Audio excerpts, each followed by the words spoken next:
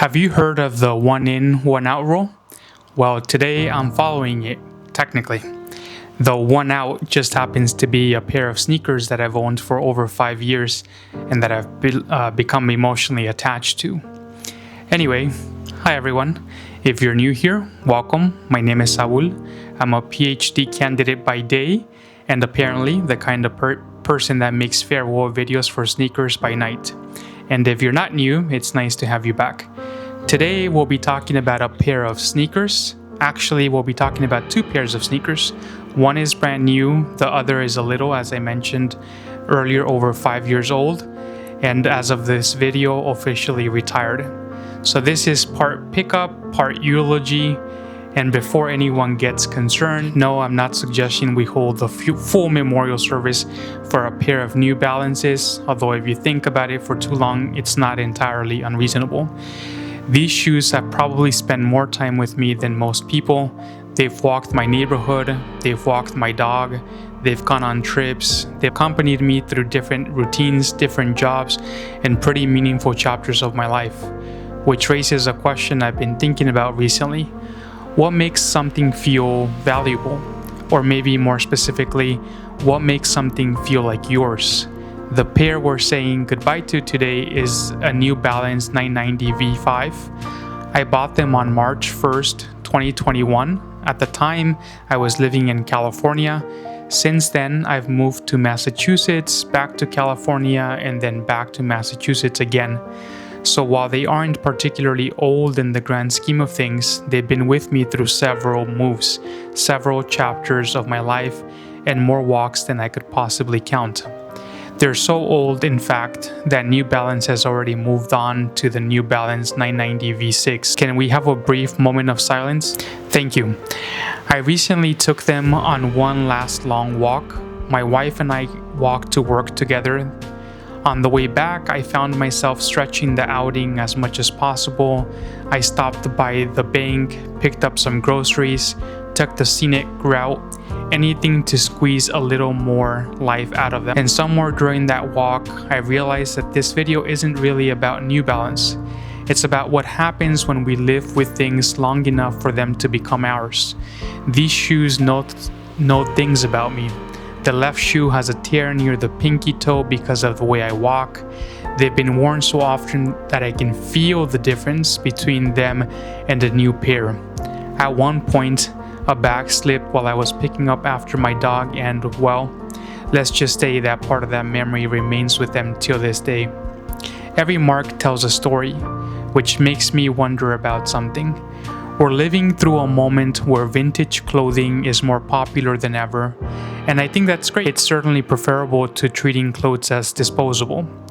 But vintage has never quite been my thing, and that's not because I think there's anything wrong with it. What interests me isn't inheriting someone else's story though, it's creating my own from scratch. A vintage leather jacket is celebrated because of its patina, its history, the evidence of a life lived in it. But if that's what makes it beautiful, what do we call the person who creates that history in the first place? The person who puts in the miles, the person who actually wears the thing. That's what I've been thinking about recently. Because these shoes feel more mine than almost anything else that I own. I remember reading that in Japan there's a concept of thanking objects that have served you well. I need to learn more about it, and frankly, I need to visit Japan finally, but I find that idea really beautiful. And it has me wondering what exactly I'm supposed to do now. I could keep them, but at a certain point that starts to feel less sentimentality and more like hoarding, and I don't want to do that. I could throw them away, but that feels wasteful. I could leave them on the free wall in my neighborhood, but would I be doing someone a disservice? Shoes have a lifespan.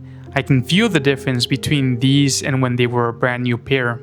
I'd hate to contribute to someone else's foot problems, albeit unintentionally. I could donate them, but that also feels a little strange, like saying, here, you throw this away. So if anyone knows a responsible way to retire a well-loved pair of sneakers, please let me know down in the comments. My wife also has a pair of Hokas that she's worn nearly every day for work over the last few years.